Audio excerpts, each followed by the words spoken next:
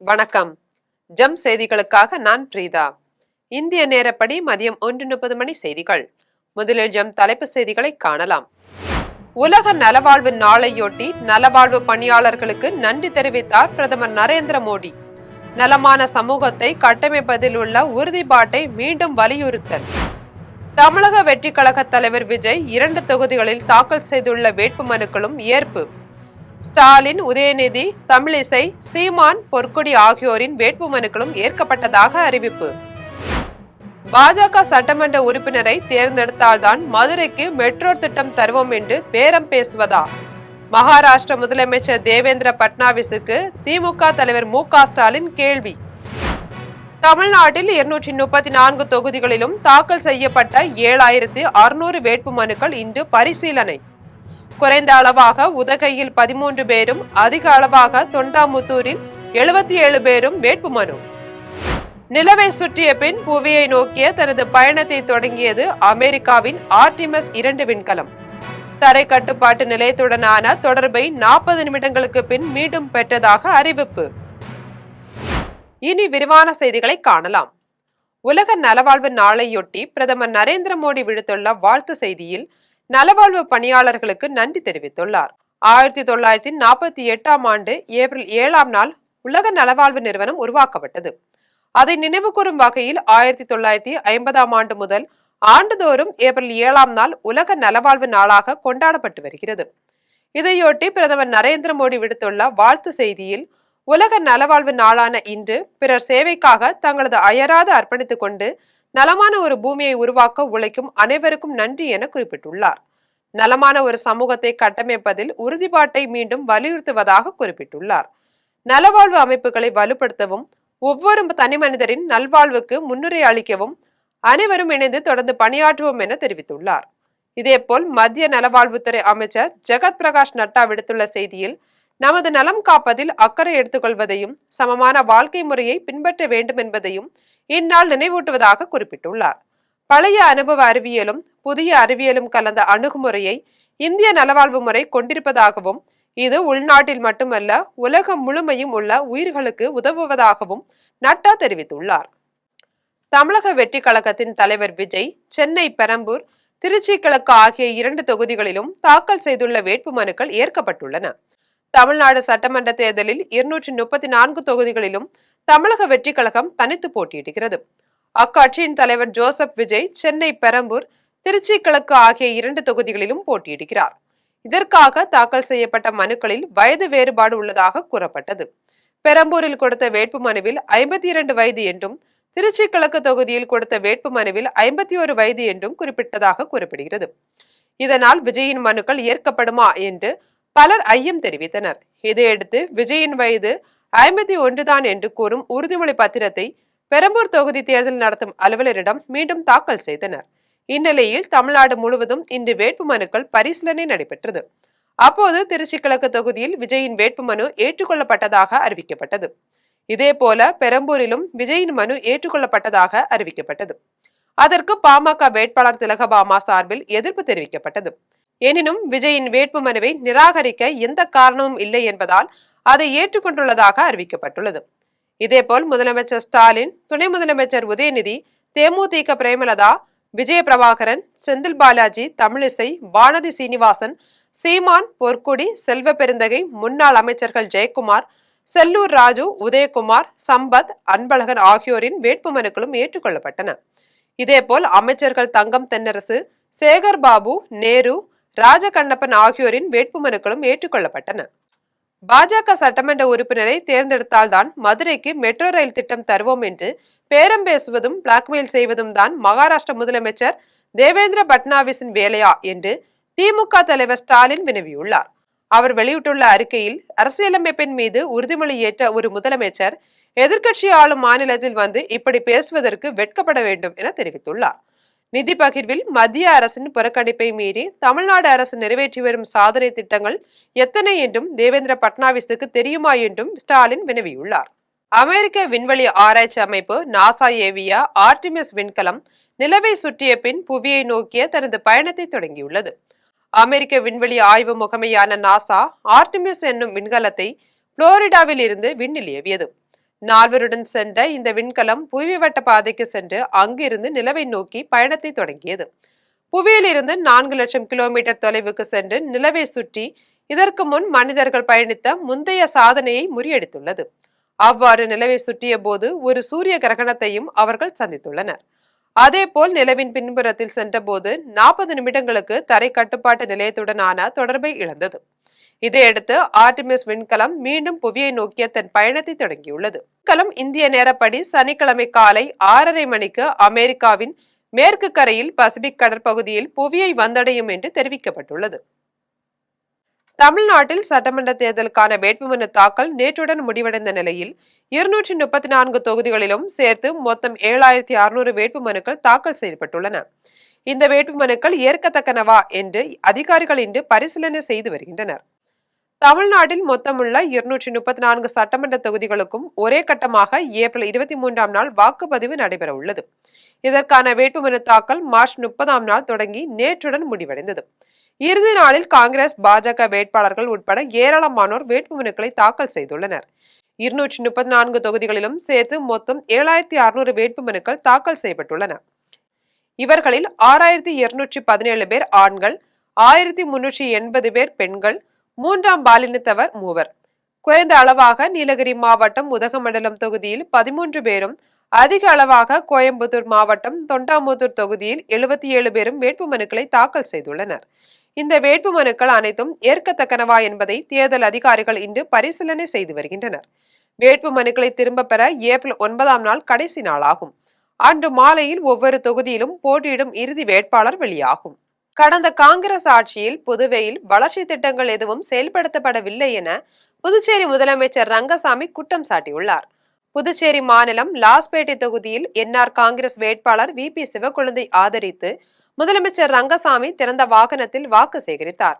அப்போது முதலமைச்சர் ரங்கசாமி பேசிய போது, புதுவையில் தேசிய ஜனநாயக கூட்டணி ஆட்சிக்கு வந்தால் மட்டும்தான் மத்திய அரசிடம் கூடுதல் நிதியை பெற்று பல்வேறு வளர்ச்சி திட்டங்களை செயல்படுத்த முடியும் என்று தெரிவித்தார். கடந்த காங்கிரஸ் ஆட்சியில் புதுவையில் வளர்ச்சி திட்டங்கள் எதுவும் செயல்படுத்தப்படவில்லை என்றார். தாம் மீண்டும் ஆட்சிக்கு வந்த பின் பல்வேறு துறைகளில் காலியாக உள்ள பணியிடங்கள் நிரப்பப்படும் என்று தெரிவித்தார். இதைத் தொடர்ந்து நெடுங்காடு தொகுதியில் என்ஆர் காங்கிரஸ் வேட்பாளர் சந்திர பிரியங்காவை ஆதரித்து புதுச்சேரி முதலமைச்சர் ரங்கசாமி பிரச்சாரம் மேற்கொண்டார். இதில் பூவம் தொகுதியில் பெண்கள் முதலமைச்சருக்கு ஆரத்தி எடுத்து உற்சாக வரவேற்பு அளித்தனர். அப்போது பிரச்சாரத்தில் பேசிய அவர், கடந்த 5 ஆண்டு காலத்தில் சுமார் 5,000 பேருக்கு அரசு வேலைவாய்ப்பு வழங்கியுள்ளதாக தெரிவித்தார். தமிழ்நாட்டில் கடந்த 5 ஆண்டுகளில் மணல் கொள்ளை, சாராய ஊழல், அரசு துறைகளில் ஊழல் என மோசமான ஆட்சி நிலவியதாக மத்திய அமைச்சர் பியூஷ் கோயல் குற்றம் சாட்டியுள்ளார். சென்னை தியாகராய நகரில் உள்ள பாஜக தலைமை அலுவலகத்தில் பாஜக கட்சி தொடங்கிய தினத்தையொட்டி மத்திய அமைச்சர் பியூஷ் கோயல் கட்சி நிர்வாகிகளுடன் கொடியேற்றினார். பின்னர் அவர் செய்தியாளர்களை சந்தித்து பேசினார். அப்போது தமிழ்நாட்டில் கடந்த 5 ஆண்டுகளில் மணல் கொள்ளை, சாராய ஊழல், அரசு துறைகளில் ஊழல் என மோசமான ஆட்சி நிலவியதாக குற்றம் சாட்டினார். எனவே தமிழ்நாட்டில் எடப்பாடி பழனிசாமி தலைமையிலான தேசிய ஜனநாயக கூட்டணி மிகப்பெரிய வெற்றி பெற்று நல்லாட்சி அமைக்கும் என்று தெரிவித்தார்.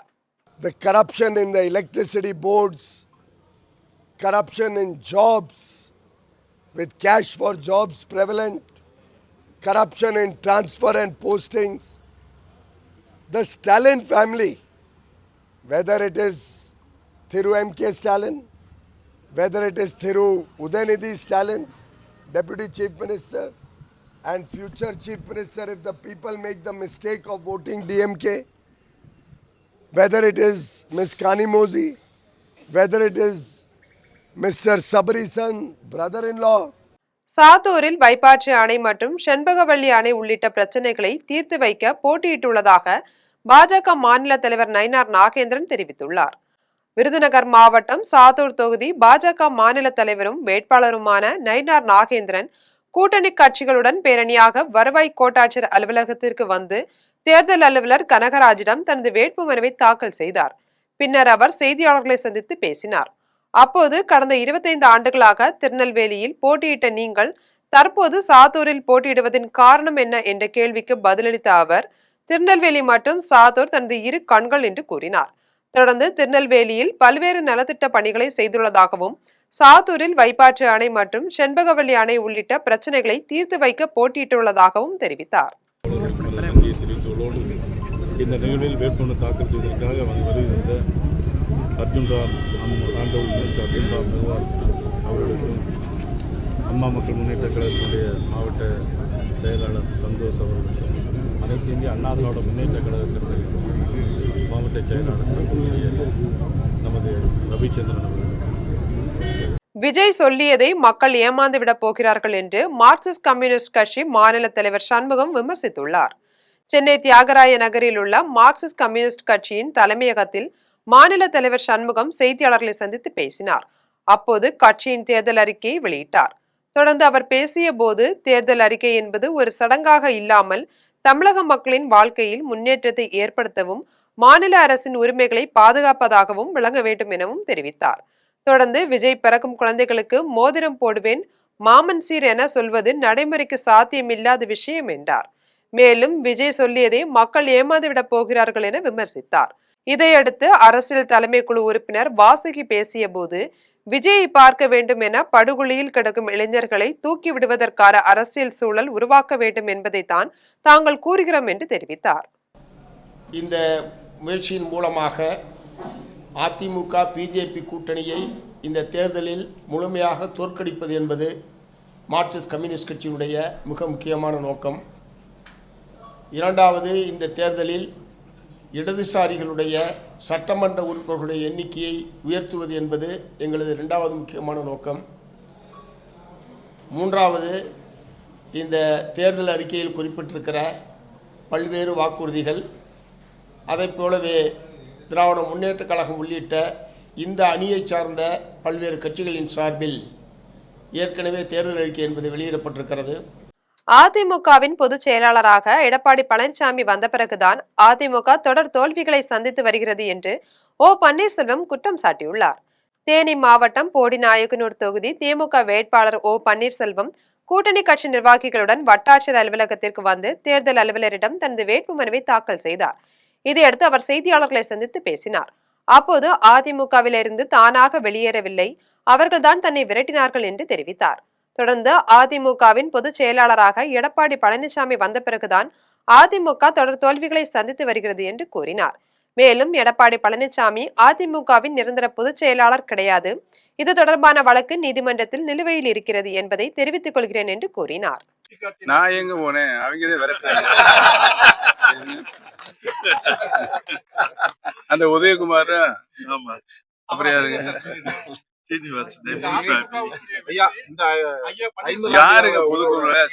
தண்ணிப்பல்ல கொண்டு எரிஞ்சு வெளியேற்றுங்க யாரு? திமுக அரசின் மீது குற்றம் சொல்ல முடியாத எதிர்க்கட்சிகள் போதைப் பொருள் புழக்கம் இருப்பதாக பொய்யான பிரச்சாரம் செய்து வருகின்றனர் என விருகம்பாக்கம் தொகுதி திமுக வேட்பாளர் பிரபாகர ராஜா தெரிவித்துள்ளார். சென்னை விருகம்பாக்கம் தொகுதி திமுக வேட்பாளரும் சட்டமன்ற உறுப்பினருமான பிரபாகர ராஜா தனது வேட்புமனுவை தேர்தல் நடத்தும் அலுவலர் சத்யநாராயணனிடம் தாக்கல் செய்தார். இதையடுத்து அவர் செய்தியாளர்களை சந்தித்து பேசிய போது, திமுக அரசின் மீது குற்றம் சொல்ல முடியாத எதிர்க்கட்சிகள் போதைப் பொருள் புழக்கம் இருப்பதாக பொய்யான பிரச்சாரம் செய்து வருவதாக தெரிவித்தார். இந்நிகழ்வில் கூட்டணி கட்சி நிர்வாகிகள் ஏராளமானோர் கலந்து கொண்டனர். 105 தெருகளுக்கு 40 வருஷமா போடப்படாத டிரைனேஜ் ஆயிரக்கணக்கான மக்களுக்கு பட்டா, இவ்வளவு திட்டத்தையும் திமுக பண்ணிடுச்சு. இவங்களை எப்படி அகற்றுறது, இவங்களை எப்படி மக்கள்கிட்ட வந்து ஒரு பொய் பிரச்சாரத்தை பரப்புவது என்ற நோக்கத்தில் இது போன்ற பொய் பிரச்சாரத்துகளை எதிர்கட்சிகள் காலகாலமாக செய்து கொண்டிருக்கிறார்கள். கன்னியாகுமரி மாவட்டத்தில் மதவாத சக்திகளை வேரூன்ற விடக்கூடாது என்று கிள்ளியூர் தொகுதி காங்கிரஸ் வேட்பாளர் ராஜேஷ்குமார் தெரிவித்துள்ளார். கிள்ளியூர் தொகுதியில் 2 முறை வெற்றி பெற்று 3வது முறையாக போட்டியிடும் காங்கிரஸ் வேட்பாளர் ராஜேஷ்குமார் வட்டாட்சியர் அலுவலகத்தில் தேர்தல் அதிகாரி ஈஸ்வரநாதனிடம் வேட்புமனு தாக்கல் செய்தார். அதன் பின் செய்தியாளர்களிடம் பேசிய ராஜேஷ்குமார், கன்னியாகுமரி மாவட்டத்தில் மதவாத சக்திகளை வேரூன்ற விடக்கூடாது என்று தெரிவித்தார். என்னுடைய பிரச்சாரத்தை பொறுத்தவரையில் முதல் படியாக கிள்ளியூர் தொகுதியை மற்ற தொகுதிகளுக்கு மாற்றாக முதன்மை தொகுதியாக மாற்றுவதற்கான வளர்ச்சி மேற்கொண்டு, மற்றபடி இன்றைக்கு எதிர்தரப்பில் இருக்கின்ற பாரதிய ஜனதா கட்சியினுடைய பாசிசம் எந்த காலத்திலும் வேறுவந்து விடக்கூடாது என்பதை மக்களுடன் எடுத்துச் சொல்லப்படுகிறது. தொகுதியின் பிரதான கோரிக்கைகளை சட்டமன்றத்தில் குரல் கொடுத்து தொகுதி வளர்ச்சியடைய பாடுபடுவேன் என்று அதிமுக மாவட்ட செயலாளர் ஜெயசுதா தெரிவித்துள்ளார். திருவண்ணாமலை மாவட்டம் ஆரணியில் தேசிய ஜனநாயக கூட்டணி கட்சி சார்பில் செயல் வீரர்கள் கூட்டம் நடைபெற்றது. கூட்டத்தில் அதிமுக மாவட்ட செயலாளர் ஜெயசுதா பேசிய போது, தொகுதியின் பிரதான கோரிக்கைகளை சட்டமன்றத்தில் குரல் கொடுத்து தொகுதி வளர்ச்சியடைய பாடுபடுவேன் என்று தெரிவித்தார். தொடர்ந்து சட்டமன்ற தேர்தலில் அதிமுக பெருவாரியான வாக்கு வித்தியாசத்தில் வெற்றி பெற அனைவரும் உழைக்க வேண்டும். இதில் தேர்தல் தொகுதி பொறுப்பாளர் ராசுகுட்டி உள்ளிட்ட கூட்டணி கட்சி நிர்வாகிகள் கலந்து கொண்டனர். திமுக ஆட்சியில் திருவெரும்பூரில் எந்தவித அடிப்படை வசதிகளும் செய்து தரப்படாததால் மக்கள் திமுக மீது அதிருப்தியில் உள்ளனர் என திருவெரும்பூர் தொகுதி அதிமுக வேட்பாளர் குமார் தெரிவித்துள்ளார். திருச்சி மாவட்டம் திருவெரும்பூர் தொகுதி அதிமுக வேட்பாளர் குமார் அங்குள்ள அதிமுக தேர்தல் பணிமனை அலுவலகத்தை திறந்து வைத்தார். இதன் பின்னர் அவர் திருவெரும்பூர் வட்டாட்சியர் அலுவலகத்தில் தனது வேட்புமனுவை தாக்கல் செய்தார். இதைத் தொடர்ந்து செய்தியாளர்கள் சந்திப்பில் அவர் பேசிய போது, சட்டமன்ற தேர்தலில் வெற்றி பெற்ற பிறகு கிராமப்புறங்களில் அடிப்படை வசதிகள், வளர்ச்சி திட்டங்களை செய்து கொடுப்பது தனது முதல் நோக்கம் என்று தெரிவித்தார். சர்வீஸ் ரோடு அமைப்பது குறித்து கலந்தாய்வு கூட்டம் நடத்தி வணிகர்களுக்கும் பொதுமக்களுக்கும் இடையூறு இல்லாமல் சிறப்பான திட்டத்தை செயல்படுத்தப்படும் என்றார். திமுக ஆட்சியில் இந்த பகுதி மக்களுக்கு எந்தவித அடிப்படை வசதிகளும் செய்து தரப்படாததால் மக்கள் திமுக மீது அதிருப்தியில் உள்ளனர் என்று கூறினார். ஸ்டாலின் கூறுவது போல் திமுக 200க்கும் மேற்பட்ட தொகுதிகளில் வெற்றி பெற முடியாது என்று கிள்ளியூர் சட்டமன்ற தொகுதி தமிழ் மாநில காங்கிரஸ் வேட்பாளர் நிதின் சைமன் தெரிவித்துள்ளார். கன்னியாகுமரி மாவட்டம் கிள்ளியூர் சட்டமன்ற தொகுதி தேசிய ஜனநாயக கூட்டணி கட்சிகளின் செயல் வீரர்கள் கூட்டம் கூட்டாலுமூட்டில் நடைபெற்றது. இதில் பாஜக, தமிழ் மாநில காங்கிரஸ், அதிமுக உள்ளிட்ட கூட்டணி கட்சிகளின் நிர்வாகிகள் கலந்து கொண்டனர். இந்த கூட்டத்தில் தாமரை சின்னத்தில் போட்டியிடும் தமாக வேட்பாளர் நிதின் சைமன் கலந்து கொண்டு பேசினார். அதன்பின் செய்தியாளர்களிடம் பேசிய அவர், தமிழ்நாட்டில் 4 போட்டி நிலவுவதால் ஸ்டாலின் கூறுவது போல் திமுக 200க்கும் மேற்பட்ட தொகுதிகளில் வெற்றி பெற முடியாது என தெரிவித்தார்.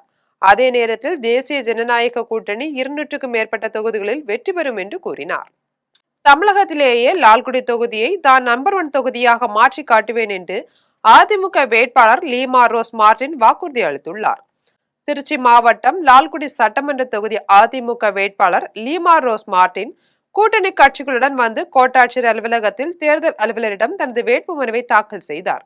இதில் முன்னாள் அமைச்சர் சிவபதி, முன்னாள் சட்டமன்ற உறுப்பினர் பாலன் உள்ளிட்ட நிர்வாகிகள் கலந்து கொண்டனர்.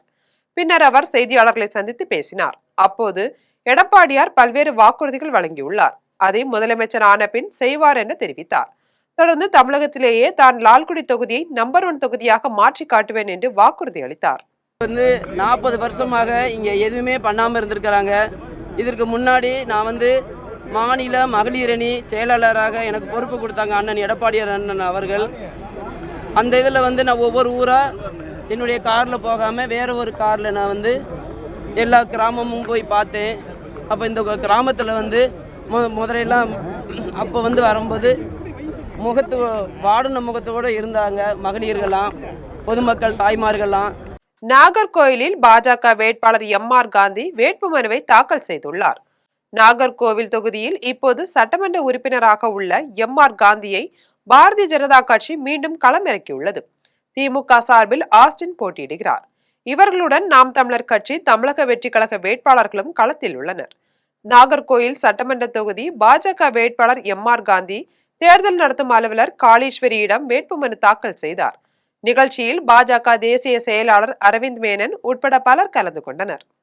கொடைக்கானல் மலைசாலையில் சுற்றுலா பயணிகள் வந்த காரில் மின்கசிவு ஏற்பட்டு திடீரென தீப்பற்றி எரிந்த சம்பவம் பெரும் பரபரப்பை ஏற்படுத்தியுள்ளது. திண்டுக்கல் மாவட்டம் கொடைக்கானல் பூலத்தூர் பிரிவு அருகில் ராம்நாடை சேர்ந்த 5 நபர்கள் காரில் வந்தனர். அப்போது காரின் முன்பகுதியில் புகை எழும்பியது. இதனை கண்ட வாகன ஓட்டுநர் உடனடியாக வாகனத்தை நிறுத்தி பார்க்கும்போது சிறிதளவு தீப்பிடிக்க ஆரம்பித்துள்ளது. தொடர்ந்து அவ்வழியாக வந்த வாகன ஓட்டிகள் தங்கள் வாகனத்தில் பயன்படுத்தும் தீயணைப்பு உபகரணங்களை வைத்து தீயை அணைக்க முயற்சி செய்தனர். மேலும் இது குறித்து தீயணைப்பு துறையினருக்கு தகவல் தெரிவித்த நிலையில் சம்பவ இடத்திற்கு வந்த தீயணைப்பு துறையினர் தீயை அணைத்தனர். இதில் கார் முழுவதும் சேதமடைந்தது. இதனால் கொடைக்கானல் மலைசாலையில் பரபரப்பு ஏற்பட்டது. கோவை அருகே தம்பதியர் வந்த 2 சக்கர வாகனத்தின் மீது டிப்பர் லாரி ஏறி இறங்கியதில் அதில் பயணம் செய்த பெண் சம்பவ இடத்திலேயே பரிதாபமாக உயிரிழந்தார். கோவை மாவட்டம் ராசிபாளையத்தை சேர்ந்தவர்கள் மணி, சரஸ்வதி தம்பதியர். இவர்கள் இருவரும் 2 சக்கர வாகனத்தில் ராசிபாளையத்தில் இருந்து சூலூர் நோக்கி சென்று கொண்டிருந்தனர். அப்போது அந்த வழியாக வந்த டிப்பர் லாரி 2 சக்கர வாகனம் மீது மோதியதில் லாரியின் சக்கரம் சரஸ்வதியின் தலையில் ஏறி சம்பவ இடத்திலேயே பரிதாபமாக உயிரிழந்தார். இந்த சம்பவம் தொடர்பாக சூலூர் காவல்துறையினர் வழக்கு பதிவு செய்து சரஸ்வதியின் உடலை கைப்பற்றி உடற்கூறாய்வுக்காக சிங்காநல்லூர் அரசு மருத்துவமனைக்கு அனுப்பி வைத்தனர். இதில் விபத்தை ஏற்படுத்திய டிப்பர் லாரியை சூலூர் காவல் நிலையத்திற்கு கொண்டு சென்றனர். மயிலாடுதுறை மாவட்டம் சீர்காழியில் நடைபயிற்சி மேற்கொண்ட தமிழக முதலமைச்சர் மு.க.ஸ்டாலின் திமுக கூட்டணி கட்சி வேட்பாளருக்காக வாக்கு சேகரித்தார். திமுக தலைவரும் தமிழக முதலமைச்சருமான மு.க.ஸ்டாலின் நேற்று புதுச்சேரியில் நடைபெற்ற தேர்தல் பொதுக்கூட்டத்தில் பரப்புரை செய்தார். அதன்பின் இரவில் மயிலாடுதுறை மாவட்டம் திருவெண்காட்டில் உள்ள துர்கா இல்லத்தில் தங்கினார்.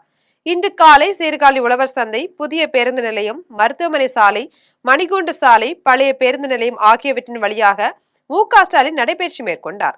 அப்போது உழவர் சந்தையில் வணிகர்களிடம் வாக்கு சேகரித்தார்.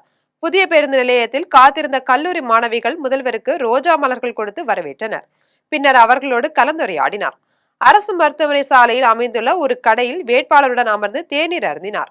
பழைய பேருந்து நிலையத்தில் கூடியிருந்த பொதுமக்களின் கோரிக்கை மனுக்களை பெற்றுக்கொண்டு குறைகளை கேட்டறிந்தார். பின்னர் நடைபயிற்சி நிறைவடைந்து திருவெண்காடு சென்றார். அப்போது அவருடன் சீர்காழி சட்டமன்ற தொகுதி மதிமுக வேட்பாளர் செந்தில் செல்வன், திமுக மாவட்ட செயலாளர் நிவேதா முருகன், முன்னாள் சட்டமன்ற உறுப்பினர் பன்னீர்செல்வம் உள்ளிட்டோர் உடனிருந்தனர். திண்டுக்கல் தொகுதியில் 10 ஆண்டுகள் சட்டமன்ற உறுப்பினராகவும் 5 ஆண்டு காலம் அமைச்சராகவும் இருந்த சீனிவாசன் தொகுதிக்காக என்ன செய்தார் என்று திமுக வேட்பாளர் செந்தில்குமார் கேள்வி எழுப்பியுள்ளார். திண்டுக்கல் சட்டமன்ற தொகுதியில் திமுக வேட்பாளர் செந்தில்குமார் நகர பகுதிகளில் வேனில் இருந்தவாறு வீதி வீதியாக சென்று பொதுமக்களிடம் பரப்புரை செய்து வாக்குகள் சேகரித்தார். வாக்கு சேகரிக்க சென்ற இடங்களில் பொதுமக்கள் பூரண கும்ப மரியாதை அளித்தும் ஆரத்தி எடுத்தும் அவருக்கு வரவேற்பு அளித்தனர். பரப்புரையின் போது பேசிய செந்தில்குமார், திண்டுக்கல் தொகுதியில் 10 ஆண்டுகள் சட்டமன்ற உறுப்பினராகவும் 5 ஆண்டுகள் அமைச்சராகவும் இருந்த அதிமுக வேட்பாளர் சீனிவாசன் தொகுதி மக்களுக்கு என்ன செய்தார் என கேள்வி எழுப்பினார். பழனி சட்டமன்ற தொகுதியில் தான் 10 ஆண்டுகள் சட்டமன்ற உறுப்பினராக இருந்து செய்தவற்றை பட்டியலிட முடியும் என்றும், அதேபோல் திண்டுக்கல் சீனிவாசன் பட்டியலிட முடியுமா என கேள்வி எழுப்பினார். வைகை அணையில் இருந்து 700 கோடி ரூபாய் செலவில் திண்டுக்கல், ஆத்தூர், நிலக்கோட்டை ஆகிய சட்டமன்ற தொகுதிகளுக்கு குழாய் மூலம் குடிநீர் வழங்க திட்டமிட்டுள்ளதாகவும் திமுக வேட்பாளர் செந்தில்குமார் கூறினார். மயிலாடுதுறை மாவட்டம் சீர்காழி தொகுதியில் உள்ள மீனவர்களின் ஊரில் முதலமைச்சர் ஸ்டாலின் மனைவி துர்கா வாக்கு சேகரித்தார். சீர்காழி சட்டமன்ற தொகுதியில் திமுக கூட்டணி கட்சி சார்பாக மதிமுக வேட்பாளர் செந்தில் செல்வன் போட்டியிடுகிறார். வேட்பாளரை ஆதரித்து தமிழக முதலமைச்சர் ஸ்டாலின் மனைவி துர்கா சீர்காழி பழையாறு, மடவாமேடு, திருமுல்லை வாசல் ஆகிய ஊர்களில் தீவிர வாக்கு சேகரிப்பில் ஈடுபட்டார். மடவாமேடு கன்னியம்மன் ஆலயத்தில் வழிபட்ட பின் மக்களிடம் துண்டு பிரசுரங்களை வழங்கி வாக்கு சேகரிப்பில் ஈடுபட்டார். அப்போது பொதுமக்கள் துர்காவுடன் நின்று படம் பிடித்துக் கொண்டனர். தொடர்ந்து தொடுவாய் என்னும் ஊரில் இரட்டை குழந்தைகளை தூக்கி கொஞ்சியபடி கூடியிருந்த பெண்களுக்கு கைகுலுக்கி வாக்கு சேகரித்தார். அதன்பின் திருமலை வாசல் செல்ல காளியம்மன் ஆலயத்தில் வழிபாடு செய்தார். பின் மக்களை சந்தித்து கோரிக்கைகள் அடங்கிய மனுக்களை பெற்றுக்கொண்டார். கேரளத்தில் மொத்தமுள்ள 140 சட்டமன்ற தொகுதிகளுக்கும் ஒரே கட்டமாக ஏப்ரல் 9ஆம் நாள் தேர்தல் நடைபெற உள்ளது. கேரளத்தில் மொத்தம் 2,78,10,942 வாக்காளர்கள் உள்ளனர். 2016, 2021 என 2 சட்டமன்ற தேர்தல்களிலும் கம்யூனிஸ்ட் கட்சி தொடர்ந்து வெற்றி பெற்று பினராயி விஜயன் தலைமையிலான ஆட்சி நடைபெற்று வருகிறது. உம்மன் சாண்டிக்கு பிறகு கேரளத்தில் தளர்ந்து காணப்பட்ட காங்கிரஸ் கட்சி கடந்த ஆண்டு இறுதியில் நடைபெற்ற உள்ளாட்சி தேர்தலில் புத்துயிர் பெற்று அதிக இடங்களை கைப்பற்றியது. இப்போதைய எதிர்க்கட்சி தலைவர் சதீசன் தலைமையில் நடைபெற்ற புதுயுக பேரணி காங்கிரஸ் கட்சி தொண்டர்களிடையே கட்சி மிகுந்த எழுச்சியை ஏற்படுத்தியுள்ளது. 2016ஆம் ஆண்டு திருவனந்தபுரம் நேமம் தொகுதியில் ஓ ராஜகோபால் வெற்றி பெற்று கேரள சட்டமன்றத்தில் பாஜக தனது முதல் கணக்கை தொடங்கிய போதிலும் 2021ஆம் ஆண்டு நடைபெற்ற தேர்தல் பாஜகவுக்கு கை கொடுக்கவில்லை. எனினும் உள்ளாட்சி தேர்தலில் திருவனந்தபுரம் மாநகராட்சியை கைப்பற்றிய கையோடு இப்போது 20க்கு 20 கட்சியோடு கூட்டணி வைத்து சட்டமன்ற தேர்தலில் களம் கண்டுள்ளது. ஏற்கனவே பாஜக சட்டசபை கணக்கை தொடங்கிய அதே நேமம் தொகுதியில் இப்போது கம்யூனிஸ்ட் கட்சியின் மூத்த நிர்வாகியும் அமைச்சருமான சிவன்குட்டி போட்டியிடுகிறார். அவரை எதிர்த்து பாஜக மாநில தலைவரும் முன்னாள் மத்திய அமைச்சருமான ராஜீவ் சந்திரசேகர் போட்டியிடுகிறார். கேரளத்தில் அதிக அளவாக திருவனந்தபுரம் மாவட்டம் 14 சட்டமன்ற தொகுதிகளையும், குறைந்த அளவாக வயநாடு மாவட்டம் 3 சட்டமன்ற தொகுதிகளையும் கொண்டுள்ளது. மொத்தமுள்ள 140 தொகுதிகளிலும் காங்கிரஸ், கம்யூனிஸ்ட், பாஜக, சுயேட்சைகள் என 883 வேட்பாளர்கள் போட்டியிடுகின்றனர். கேரள சட்டமன்ற தேர்தலில் திருவனந்தபுரம் மாவட்டத்தில் அனைவரும் வாக்களிக்க வலியுறுத்தி கேரள தலைமை தேர்தல் அதிகாரியும் திருவனந்தபுரம் மாவட்ட ஆட்சியரும் நடனமாடி விழிப்புணர்வு ஏற்படுத்தியுள்ளனர். கேரளத்தில் ஏப்ரல் 9ஆம் நாள் சட்டமன்ற தேர்தல் நடைபெற உள்ளது. இந்த தேர்தலில் அனைவரும் வாக்களிக்க வலியுறுத்தி தேர்தல் ஆணையம் ஒரு பரப்புரை பாடலை வெளியிட்டுள்ளது. அதில் கேரள தலைமை தேர்தல் அதிகாரி ரத்தன் கேல்கர் திருவனந்தபுரம் மாவட்ட ஆட்சியர் அனுகுமாரி ஆகியோர் கடற்கரையோரம் நடனமாடியுள்ளனர். திருவனந்தபுரம் மாவட்ட ஆட்சியரின் தேர்தல் விழிப்புணர்வு நடனம் அனைவரையும் கவர்ந்துள்ளது. மதுரை மாவட்டம் மேலூர் தொகுதி அதிமுக வேட்பாளர் பெரிய புல்லான் என்ற செல்வம் அழகர் கோயில் கள்ளழகர் 18ஆம் படி கருப்பண்ணசாமி ஆகியோரை வழிபட்டு தேர்தல் பரப்புரையை தொடங்கியுள்ளார். மதுரை மாவட்டம் மேலூர் வட்டத்தில் உள்ள அழகர் கோயிலில் அதிமுக அமைப்பு செயலாளரும் கிழக்கு மாவட்ட செயலாளருமான ராஜன் செல்லப்பா, அதிமுக வேட்பாளர் பெரிய புல்லான் ஆகியோர் வழிபாடு செய்தனர். கோட்டை வாயில் முன்பு திரண்டு வந்த மக்களிடம் அதிமுக வேட்பாளர் பெரிய புல்லானை ஆதரித்து ராஜன் செல்லப்பா பரப்புரையை தொடங்கி வைத்தார். அப்போது பெண்கள் ஆரத்தி எடுத்து வரவேற்பு அளித்தனர். குடியாத்தம் தொகுதி அதிமுக வேட்பாளர் பரிதா பேர்நம்பட்டு பகுதியில் தேநீர் கடையில் தேநீர் போட்டு கொடுத்து மக்களிடம் இரட்டை இலைக்கு வாக்கு சேகரித்தார். வேலூர் மாவட்டம் குடியாத்தம் தொகுதி அதிமுக வேட்பாளர் பரிதா பேர்நம்பட்டு நகரத்திற்கு உட்பட்ட பல்வேறு பகுதிகளில் வீடு வீடாக சென்று இரட்டை இலை சின்னத்திற்கு வாக்கு சேகரித்தார். இதன் பின்னர் தரைக்காடு பகுதியில் உள்ள இஸ்லாமியர்களிடம் சென்று வாக்குகளை சேகரித்தார். தொடர்ந்து அப்பகுதியில் உள்ள தேநீர் கடையில் தேநீர் போட்டு கொடுத்து பொதுமக்களிடம் இரட்டை இலைக்கு வாக்கு சேகரித்தார். தலைவிரித்தாடும் கஞ்சா போதைப் பொருள் ஒழிப்பு தொடர்பாக சட்டமன்றத்தில் குரல் கொடுப்பேன் என்றும் பெண்களின் பாதுகாப்பை குறித்து சட்டமன்றத்தில் பேசுவேன் என்றும் உறுதியளித்தார். இந்நிகழ்வில் பேர்நம்பட்டு நகர் செயலாளர் சீனிவாசன், துணை செயலாளர்கள் சிவாஜி, திருமலை மற்றும் கூட்டணி கட்சியினர் ஏராளமானோர் கலந்து கொண்டனர். பேராவூரணியில் திமுக வேட்பாளர் அசோக்குமார் கூட்டணி கட்சிகளின் நிர்வாகிகளுடன் ஊர்வலமாக சென்று தேர்தல் நடத்தும் அலுவலர் கலியமூர்த்தியிடம் வேட்புமனு தாக்கல் செய்தார். தஞ்சாவூர் மாவட்டம் பேராவூரணி தொகுதி திமுக வேட்பாளர் அசோக்குமார் அம்பேத்கர், பெரியார், அண்ணா உள்ளிட்ட தலைவர்கள் சிலைகளுக்கு மாலை அணிவித்து மரியாதை செலுத்தினார். இதைத் தொடர்ந்து புதுக்கோட்டை சாலையில் உள்ள கட்சி அலுவலகத்தை பேராவூரணி தொகுதி பொறுப்பாளர் சேனாதி பாலசுப்பிரமணியம் ரிப்பன் வெட்டி திறந்து வைத்தார். இதன் பின்னர் திமுக வேட்பாளர் அசோக்குமார் கூட்டணி கட்சிகளின் நிர்வாகிகளுடன் ஊர்வலமாக சென்று தேர்தல் நடத்தும் அலுவலர் கலியமூர்த்தியிடம் மனு தாக்கல் செய்தார். மெட்ரோ ரயில் திட்டத்தில் இதுவரை மாநில அரசு ரிப்போர்ட்டை சரியாக திருத்தி கொடுக்கவில்லை என்று பாஜக முன்னாள் மாநில தலைவர் அண்ணாமலை குற்றம் சாட்டியுள்ளார். கோவை பீளமேட்டில் பாஜக முன்னாள் மாநில தலைவர் அண்ணாமலை செய்தியாளர்களை சந்தித்தார். அப்போது பேசிய அவர், மத்திய அரசு மெட்ரோ ரயில் திட்டத்தில் மதுரை, கோவைக்கு எதுவும் செய்யவில்லை என முதல்வர் சொல்கிறார். ஆனால் அதற்கு இதுவரை மாநில அரசு ரிப்போர்ட்டை சரியாக திருத்தி கொடுக்கவில்லை என குற்றம் சாட்டினார். தொடர்ந்து செந்தில் பாலாஜி தொகுதியில் போட்டியிடும் வேட்பாளர்கள் சுயேட்சையாக இலவசங்களை கொடுக்க முயல்கின்றனர். இவர்களை கண்காணிக்க வேண்டும் என தேர்தல் அதிகாரிகளை கேட்டுக்கொண்டார். பின்னர் ஒரு சில நாளிதழ்களில் தவறான செய்திகள் உறுதிப்படுத்தப்படாமல் போட்டியிருக்கின்றனர் என்று தெரிவித்தார். அனைத்து இந்திய அண்ணா திராவிட முன்னேற்ற கழகம் தலைமையிலான தேசிய ஜனநாயக கூட்டணி 210 இடங்களை தாண்டி 234 ஆட்சி அமைப்போம் என்கின்ற முழு நம்பிக்கை எங்களுக்கு இருக்கு. அதே நேரத்தில் கடந்த 3-4 நாட்களில் முதலமைச்சர் அவர்கள் கோயம்புத்தூர் வந்திருந்தாங்க, வேற இடத்துக்கு வந்திருந்தாங்க, நிறைய கேள்விகள் வைத்திருந்தாங்க. அதற்கான பதிலை சொல்ல வேண்டிய கட்டாயம் இப்போ எங்களுக்கு இருக்கு. தமிழக வெற்றி கழகத்திற்கு வாக்கு வங்கி உள்ளதா என்பது தேர்தலுக்கு பிறகு தெரியவரும் என்று திருவைகுண்டம் தொகுதி அதிமுக வேட்பாளர் சண்முகநாதன் தெரிவித்துள்ளார். தூத்துக்குடி மாவட்டம் திருவைகுண்டம் தொகுதி அதிமுக வேட்பாளர் சண்முகநாதன் கூட்டணி கட்சிகளுடன் பேரணியாக வட்டாட்சியர் அலுவலகத்திற்கு வந்து தேர்தல் அலுவலர் செந்தில்வேல் முருகனிடம் தனது வேட்புமனு தாக்கல் செய்தார். இதில் பாஜக தெற்கு மாவட்ட தலைவர் சித்திராங்கதன், அதிமுக ஒன்றிய செயலாளர் காசிராஜன் உள்ளிட்ட கூட்டணி கட்சியினர் பலர் உடனிருந்தனர். பின்னர் அதிமுக வேட்பாளர் சண்முகநாதன் செய்தியாளர்களை சந்தித்து பேசினார். அப்போது திருவைகுண்டம் தொகுதியில் 50,000 வாக்குகளுக்கு மேல் அதிகம் பெற்று வெற்றி பெறுவேன். தமிழக வெற்றி கழகத்திற்கு வாக்கு வங்கி உள்ளதா என்பது தேர்தலுக்கு பிறகு தெரிய வரும் என்று தெரிவித்தார். இதையடுத்து பாஜக தெற்கு மாவட்ட தலைவர் சித்திராங்கதன் செய்தியாளரிடம் பேசினார். அதிமுக வேட்பாளரோடு எழுச்சியோடு மக்கள் வந்துள்ளனர். தமிழகத்தில் இரட்டை என்ஜின் சர்க்கார் அமைப்பது உறுதி என்றார்.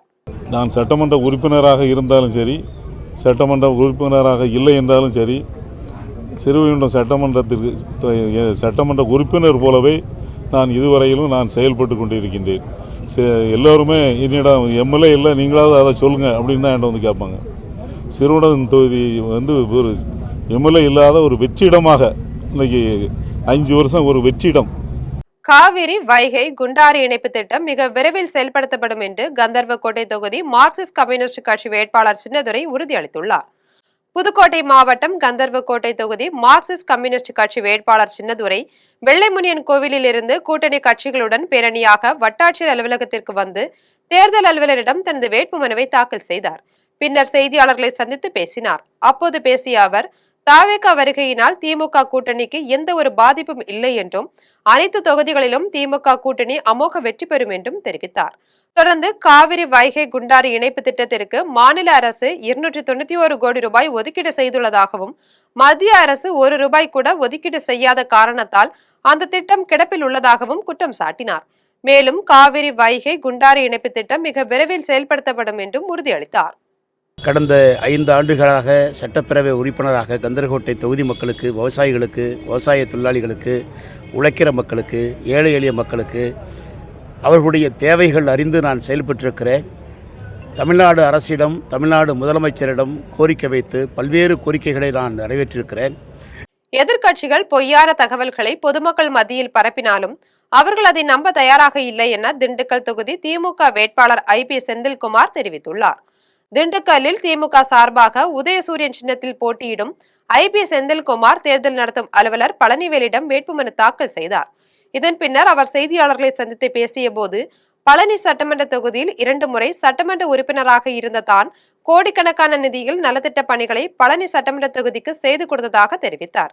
எதிர்க்கட்சிகள் பொய்யான தகவல்களை பொதுமக்கள் மத்தியில் பரப்பினாலும் அவர்கள் அதை நம்ப தயாராக இல்லை என்று கூறினார். மீண்டும் தமிழக முதல்வராக மு.க. ஸ்டாலின் பொறுப்பேற்ற பின்பு மகளிருக்காக அவர் அறிவித்த அனைத்து திட்டங்களும் செயல்பாட்டிற்கு வந்துவிடும் என்று உறுதியளித்தார். இந்நிகழ்ச்சியில் இந்திய கம்யூனிஸ்ட் கட்சியை சேர்ந்த மாவட்ட செயலாளர் பாண்டி, காங்கிரஸ் கட்சியை சேர்ந்த மணிகண்டன் உள்ளிட்ட ஏராளமானோர் கலந்து கொண்டனர்.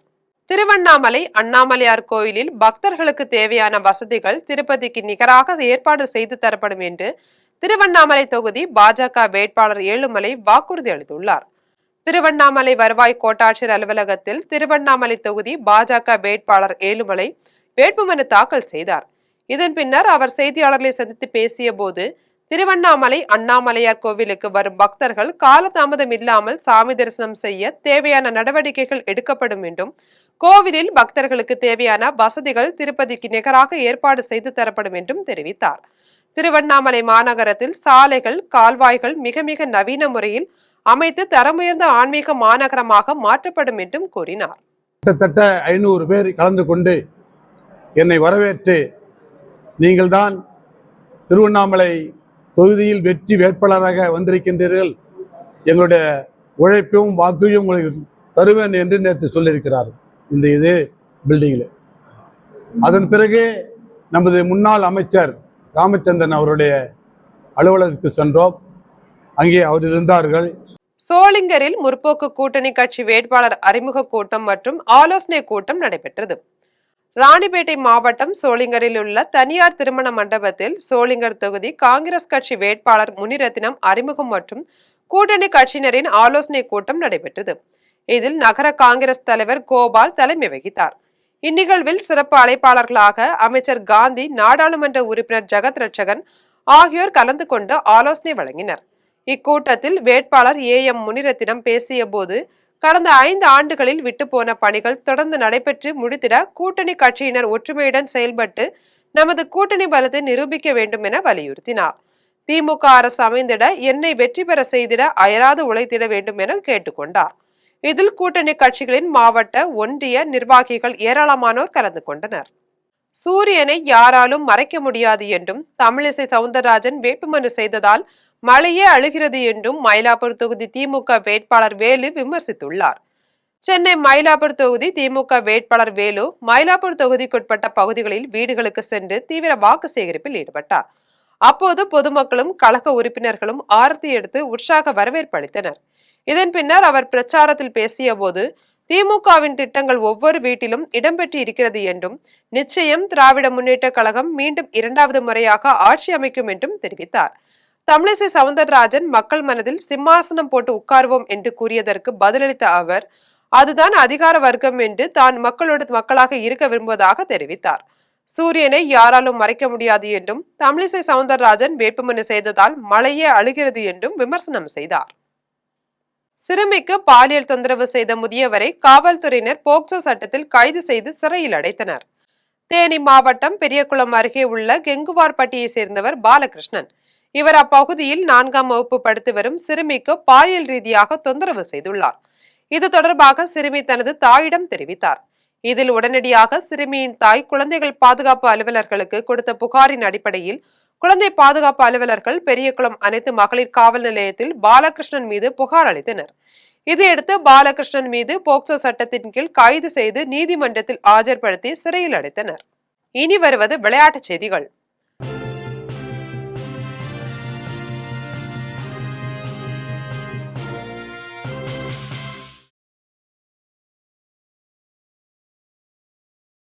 சார்லஸ்டன் ஓபன் டென்னிஸ் தொடரின் இறுதிப் போட்டியில் ஜெசிகா பெகுலா அதிரடியாக விளையாடி சாம்பியன் பட்டத்தை கைப்பற்றி அசத்தியுள்ளார்.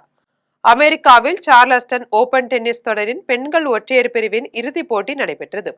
இந்த போட்டியில் அமெரிக்காவின் ஜெசிகா பெகுலா உக்ரைனின் யூலியா ஸ்டாரோசேவா உடன் மோதினார். இதில் மிகவும் அதிரடியாக விளையாடிய ஜெசிகா பெகுலா 2-0 என்ற செட் கணக்கில் வென்று சாம்பியன் பட்டத்தை கைப்பற்றி அசத்தினார். இனி வருவது தங்கம், வெள்ளி மற்றும் பங்குச்சந்தை விலை நிலவரம்.